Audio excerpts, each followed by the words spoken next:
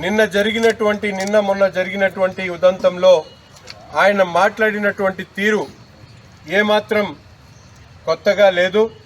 అది కావాలని చేసినటువంటి ఒక కాన్స్పిరసీగా, కుట్రగా మేము భావిస్తూ ఉన్నాం.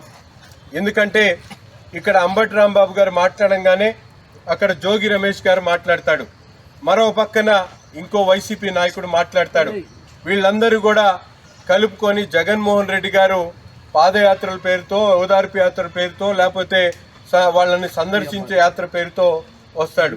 ఇదంతా కూడా వైసీపీ నాయకులు చేస్తున్నటువంటి కుట్రలో భాగంగా ఈరోజు చంద్రబాబు నాయుడు గారు గౌరవమైనటువంటి ముఖ్యమంత్రి స్థాయిలో ఉన్న, ఆనాడు ప్రతిపక్ష నాయకుడు ఉన్నప్పుడు కూడా అనేక సందర్భాల్లో వాళ్ళ కుటుంబం మీద అనేక రకాలుగా కుటుంబ పరువు ప్రతిష్టలను భంగం కలిగించేటువంటి విధంగా మాట్లాడినటువంటి పరిస్థితులు.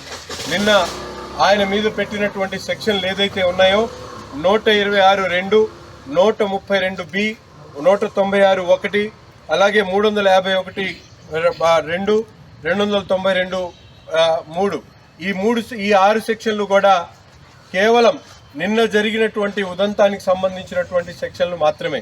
కానీ అంబటి రాంబాబు గారు ఈరోజు కొత్త నేరస్తుడు కాదు. ఇతను పెద్ద ముఠా నాయకుడు, పెద్ద